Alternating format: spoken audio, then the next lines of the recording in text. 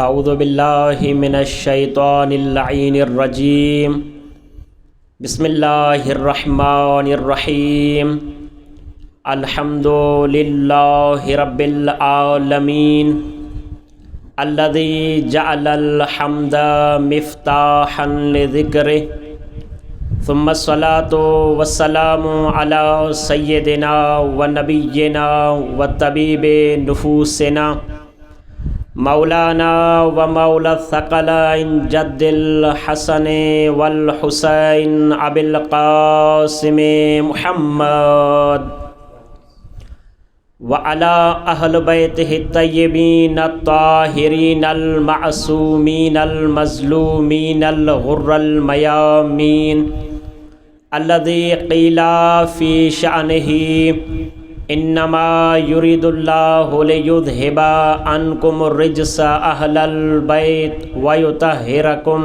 تطہیرا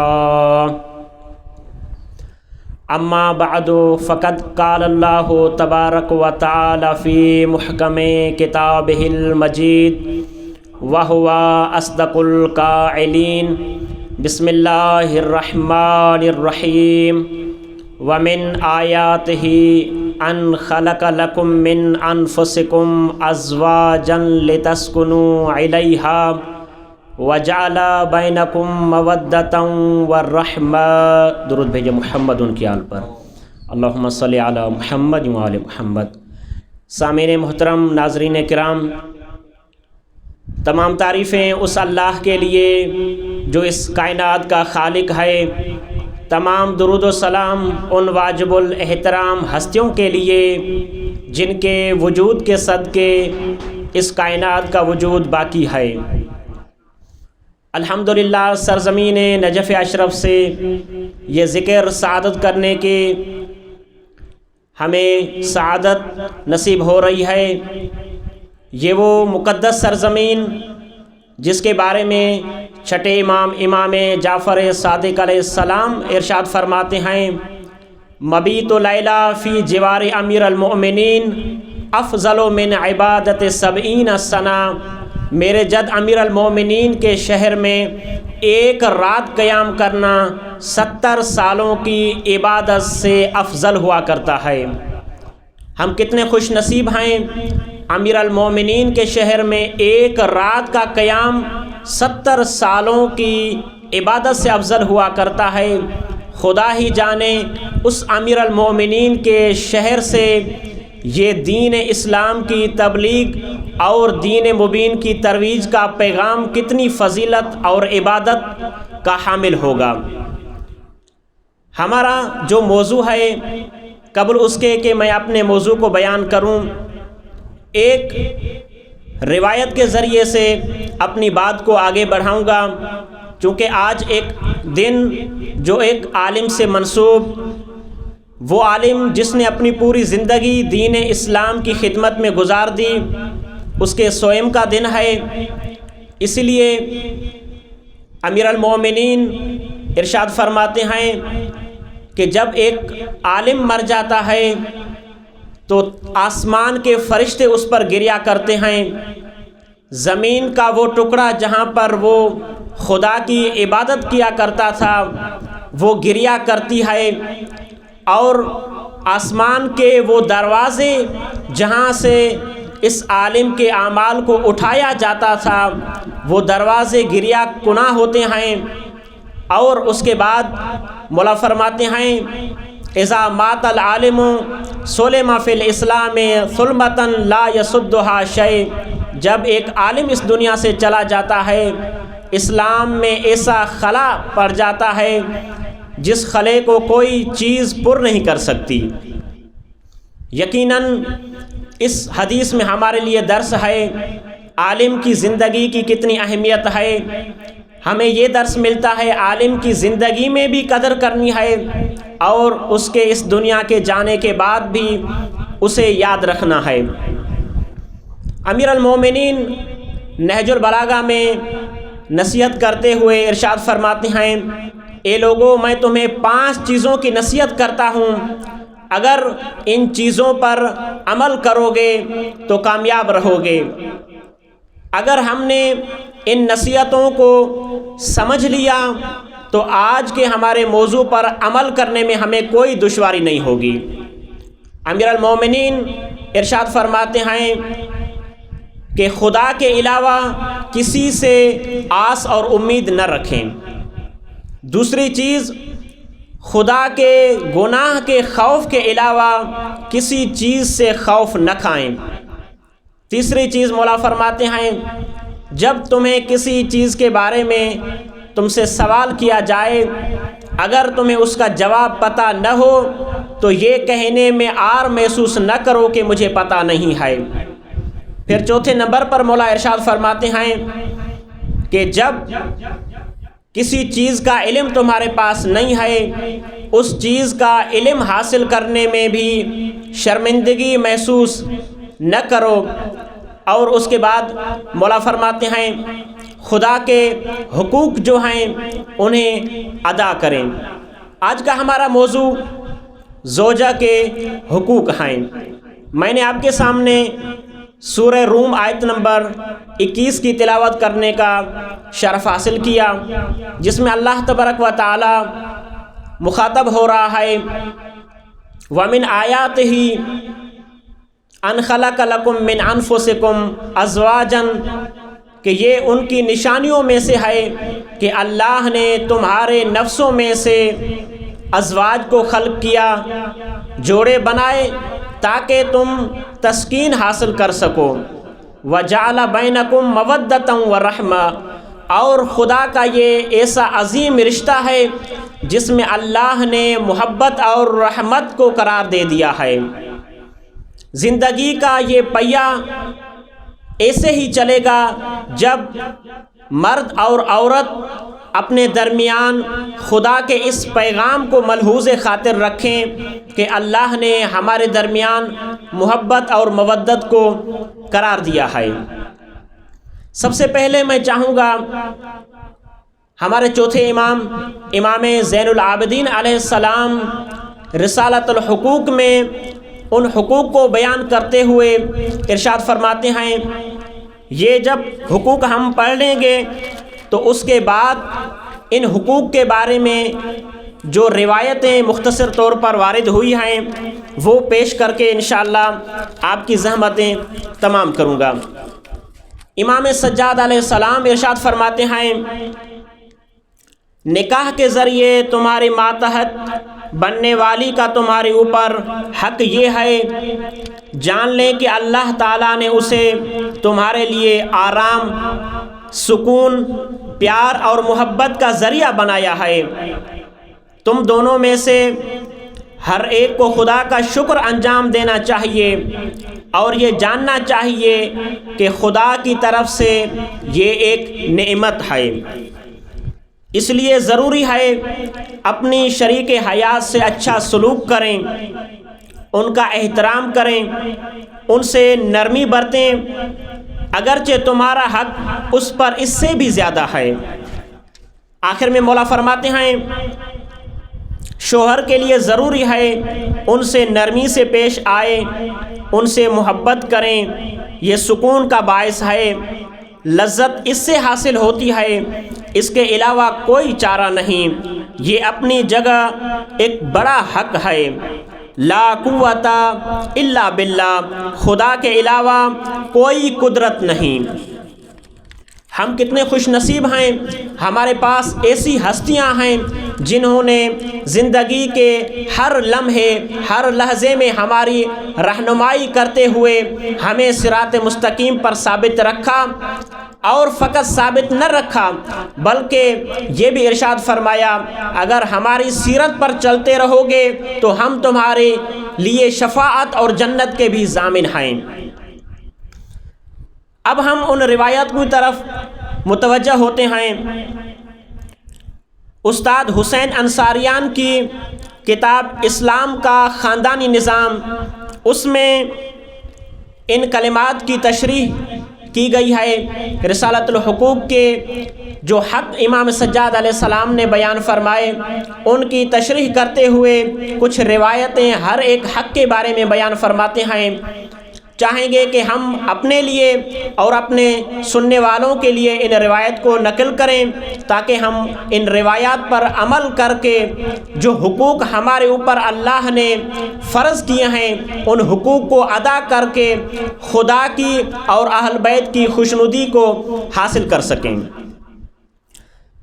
اس لیے تو رسول خدا صلی اللہ علیہ وآلہ وسلم نے فرمایا جو شخص اپنے گھر والوں کے حق کو ضائع کرے وہ خدا کی رحمت سے دور ہے، اور ارشاد فرمایا تم میں سے سب سے بہتر وہ ہے جو اپنے گھر والوں کے لیے اچھا ہے، اور میں تم سب سے بہتر اپنے گھر والوں کے لیے اچھا ہوں۔ سب سے پہلا امر جس کی طرف ہمیں متوجہ کرایا گیا وہ اپنی زوجہ کی ضروریات زندگی کو فراہم کرنا۔ اس حوالے سے امام سجاد علیہ السلام نے ارشاد فرمایا بازار میں جا کر گھر والوں کے لیے 1 درہم کا گوشت خریدنا جس کی وہ خواہش رکھتے ہوں میرے نزدیک ایک غلام آزاد کرنے سے زیادہ پسندیدہ عمل ہے۔ اس کے بعد دوسرا حق نزدیکی۔ اس حوالے سے امام علی رضا علیہ السلام سے سوال کیا گیا مولا ایک شخص جس کی زوجہ جوان ہے اس شخص پر کوئی مصیبت آ گئی جس کی وجہ سے یہ اپنی زوجہ سے دور رہنے لگا ہے، اس حق زوجیت کو ادا نہیں کر رہا، مولا اس کام سے اس کا یہ قصد نہیں ہے کہ وہ اپنی زوجہ کو اذیت دے، کیا وہ گناہگار ہے؟ امام علیہ السلام فرماتے ہیں جی وہ گناہگار ہے۔ امام علیہ السلام فرماتے ہیں کہ 4 ماہ سے زیادہ اپنی زوجہ سے دور رہنا گناہ ہے۔ امام فرماتے ہیں جس طرح زوجہ کے قریب ہونا ثواب رکھتا ہے اسی طرح اپنی زوجہ سے دور ہونا گناہ رکھتا ہے۔ تیسرا نمبر زندگی کی سہولیات کو فراہم کرنا جس میں نان و نفقہ اور مختلف چیزیں آ جاتی ہیں۔ اس لیے رسول خدا صلی اللہ علیہ وآلہ وسلم نے ارشاد فرمایا جو شخص بازار جا کر اپنے گھر والوں کے لیے ایک تحفہ خریدے یہ اس شخص کی طرح ہے جو ایک صدقے کو ضرورت مند کے گھر تک پہنچاتا ہے۔ جب یہ شخص صدقہ کر لیتا ہے یعنی وہ تحفہ خرید کر اپنے گھر پہنچتا ہے تو رسول خدا نے فرمایا سب سے پہلے اپنی بیٹیوں سے ابتدا کرو کہ اپنی بیٹیوں کے دل کو اس تحفے کے ذریعے سے خوش کرو۔ رسول خدا فرماتے ہیں جس نے یہ والا کام کیا یعنی تحفے کے ذریعے اپنی بیٹی کے دل کو خوش کیا، رسول فرماتے ہیں گویا کہ اس نے نسل حضرت اسماعیل سے ایک غلام کو آزاد کیا۔ اسی طرح امام جعفر صادق علیہ السلام ارشاد فرماتے ہیں مرد اپنے گھر والوں کے لیے 3 چیزوں پر عمل کرے، اچھا سلوک رکھے، اسراف سے بچتے ہوئے ان کے لیے کھانے پینے میں وسعت اختیار کرے اور خاندانی غیرت اپنے اندر رکھے۔ اور امام سجاد علیہ السلام نے ارشاد فرمایا جو شخص اپنے گھر والوں کو جتنی زیادہ سہولتیں فراہم کرے گا اللہ اسے اتنا ہی زیادہ اس سے راضی رہے گا۔ اور مسلمان خدا کی خاطر اپنی بیوی کے لیے جس چیز کو خریدتے ہیں وہ خدا کی راہ میں صدقہ کرنے کے اجر کے برابر ثواب رکھتی ہے۔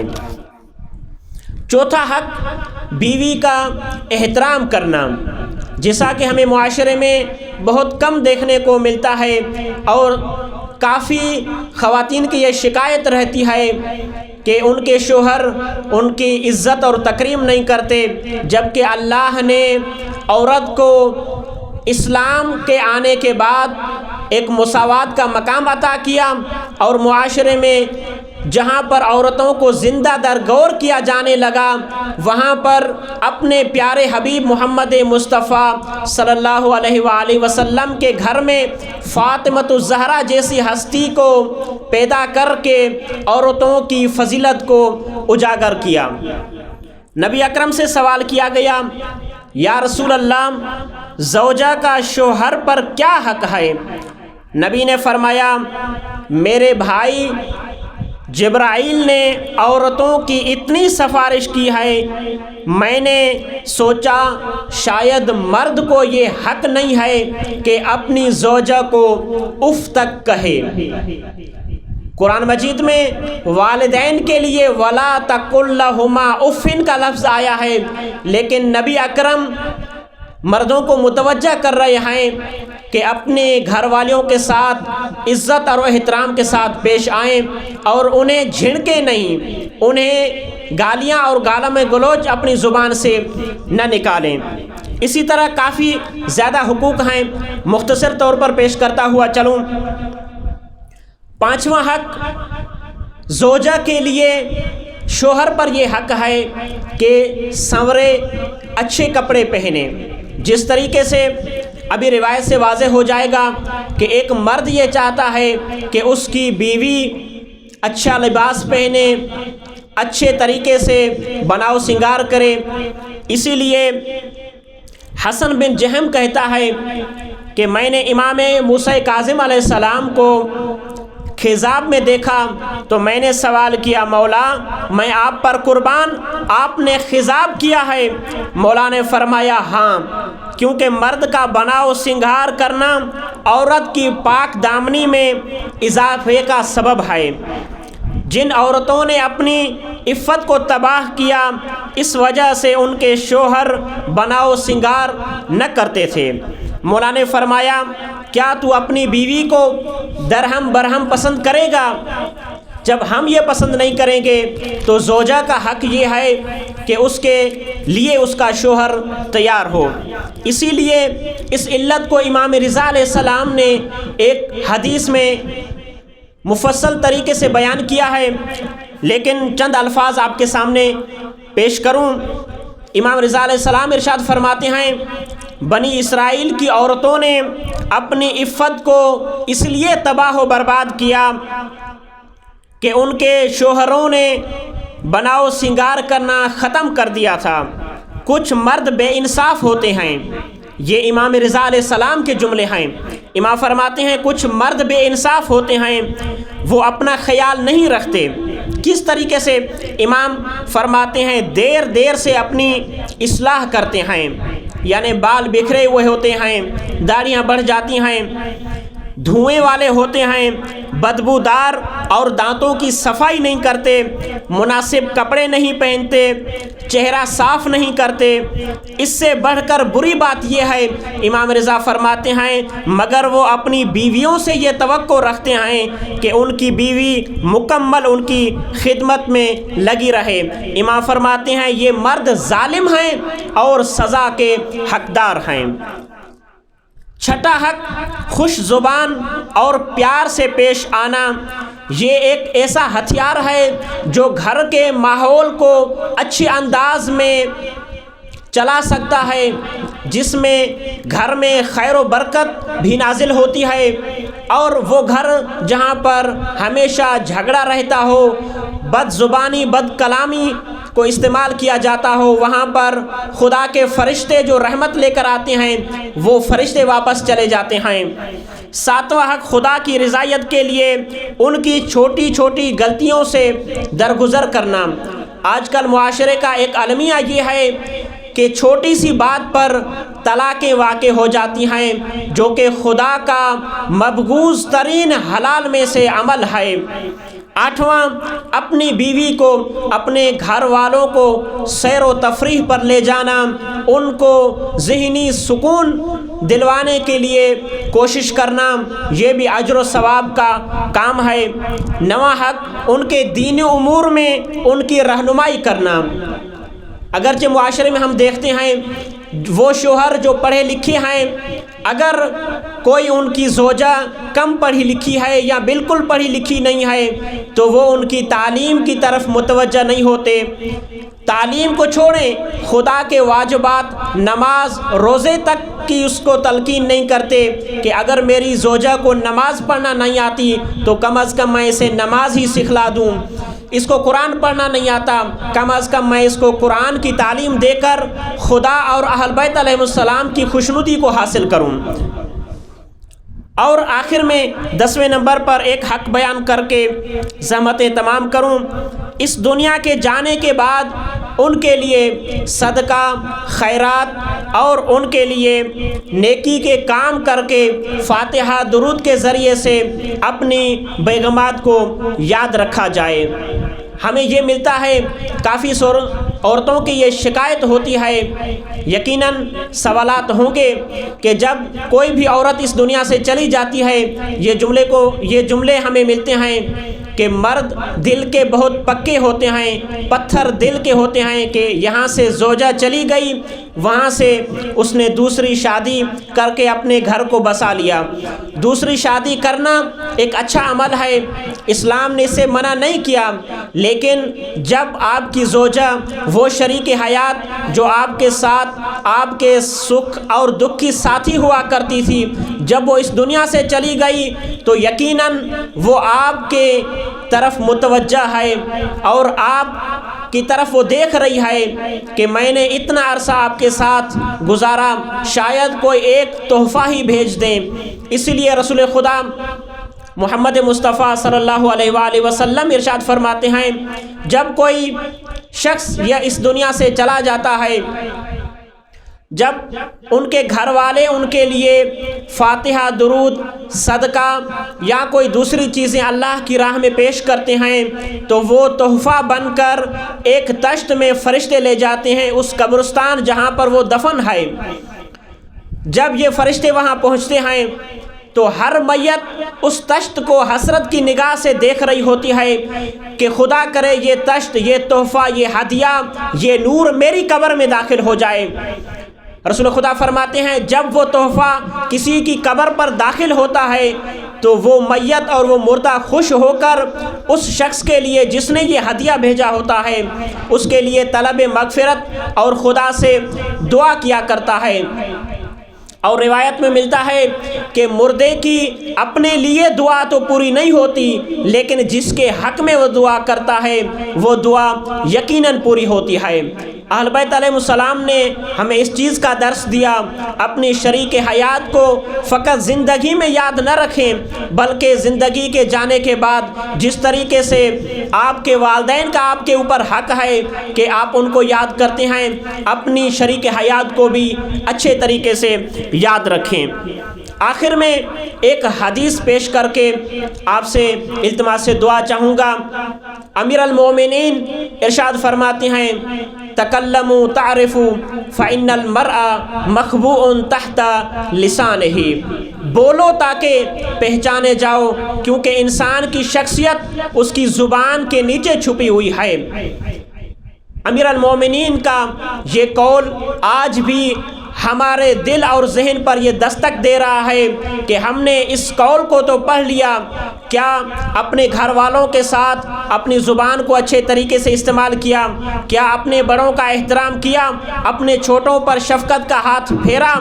یقیناً یہ وہ چیزیں ہیں، پیار، محبت، شفقت، الفت۔ اہل بیت علیہ السلام کے در سے ہمیں اس سیرت پر عمل پیرا ہونا چاہیے کہ امیر المومنین بھی اور رسول خدا امام سجاد علیہ السلام اور جو احادیث پڑھی گئی ان احادیث میں ہمیں اس امر کی طرف متوجہ کرایا گیا کہ صرف تمہاری ذمہ داری اپنی زندگی کو گزارنا نہیں ہے بلکہ معاشرے میں حسن سلوک اور عدل و انصاف اور مواسات کے ساتھ رہتے ہوئے زندگی کو بسر کریں۔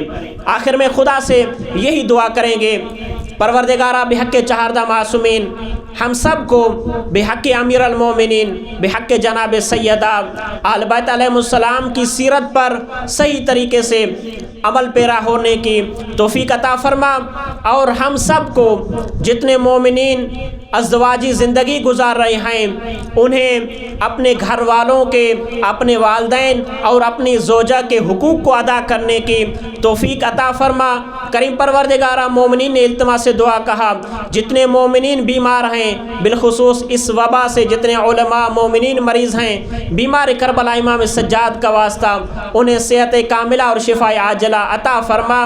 کریم اللہ اس زمین کے وارث امام زمانہ کا جلد ظہور فرما، ہمیں مولا کے نوکروں اور انصاروں میں شمار فرما، بفضلک و برحمتک یا ارحم الراحمین۔ والسلام علیکم